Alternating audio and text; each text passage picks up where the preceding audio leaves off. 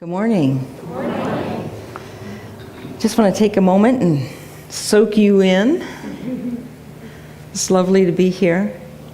This is my first time actually speaking in this church to this congregation, so it's a privilege.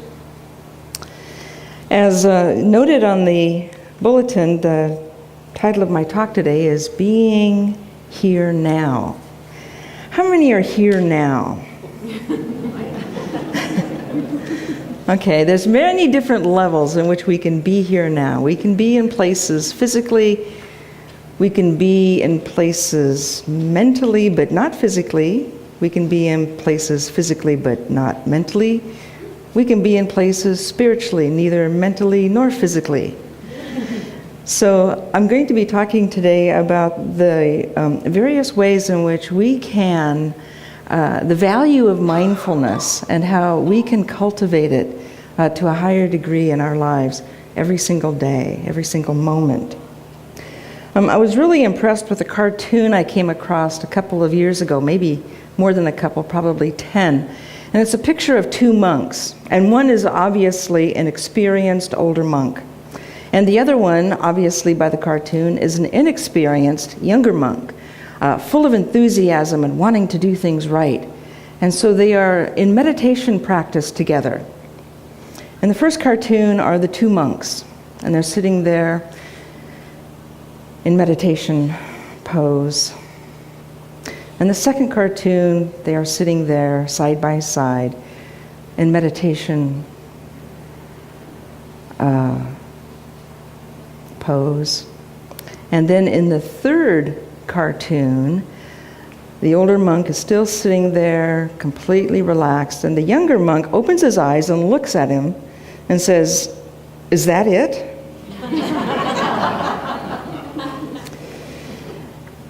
There's something in us that wants life, that wants spiritual practice, that wants spiritual growth and enlightenment to be complicated. We live in a doing, accomplishing, productive-oriented society, and we have many cliches that tell us what to do and how to do it, and how to get what we want.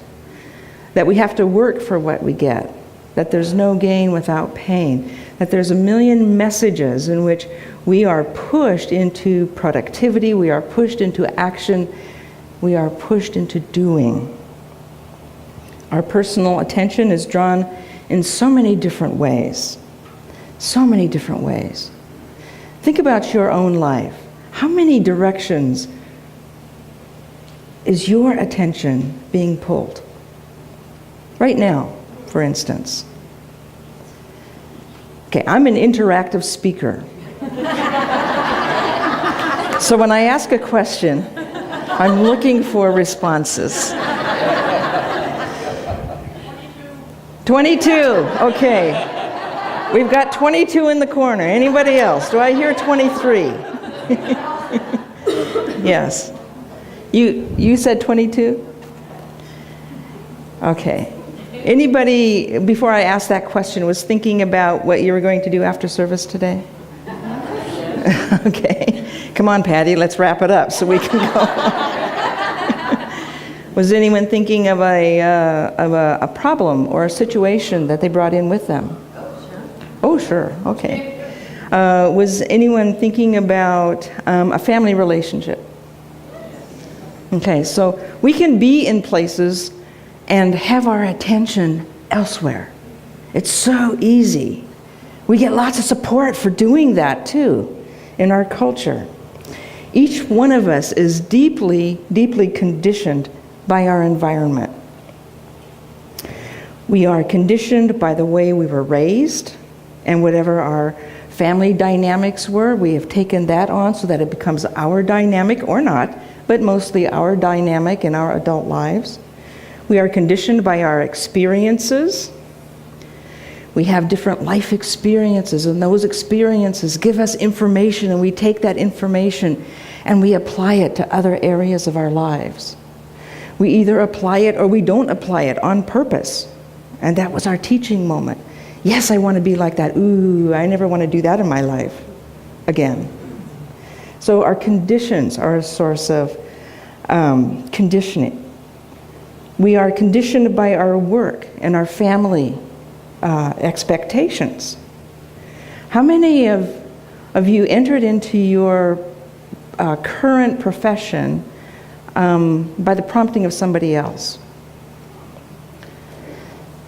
Okay. Okay. Well, that's pretty darn good. And how many have taken a spiritual direction out of the suggestion of somebody else? Right. So we influence one another. And we try to fulfill expectations.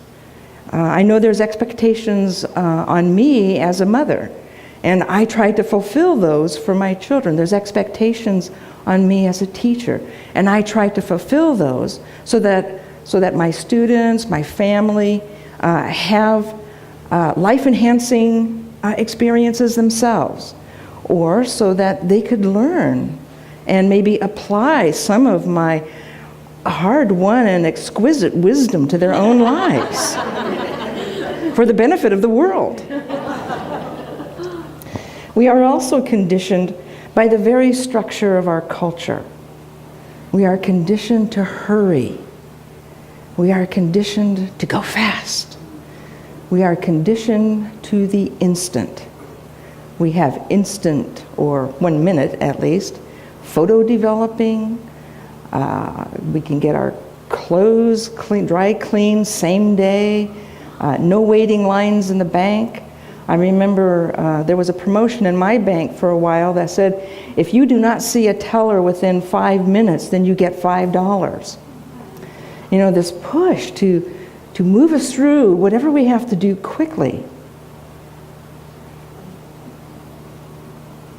How does that feel? I mean, just as I'm talking about moving quickly through life, how does that feel? Stressed? Yeah, feeling kind of stressed. Yeah, and even I'm not pushing you to go do anything, and yet just by thinking about it, we are experiencing a certain amount of stress. And how does that stress feel in your body? Annoying? Tight? Tiring? All right, so God bless you, brother. So we all have different reactions to the experiences of our lives, obviously.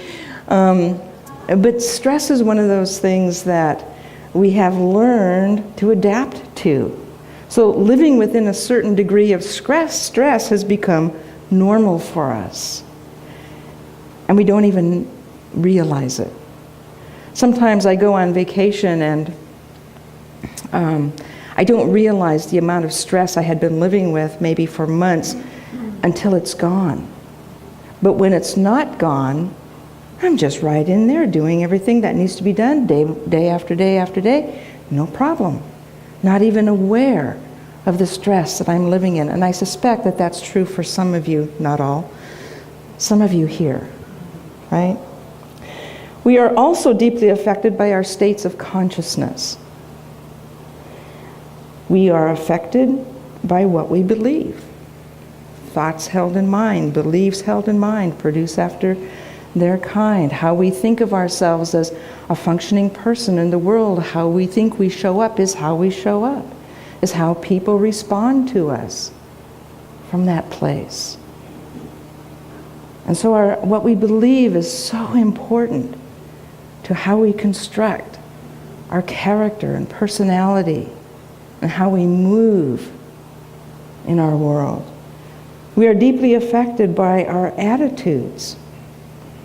Our attitudes about life. If we have an attitude that the universe is a friendly place, then we live that attitude out in specific ways. If we have a worldview of the universe being in opposition to us and our desires, then that attitude shapes how we move about in the world and in our lives, in our relationships, and how we think of our lives and our opportunities.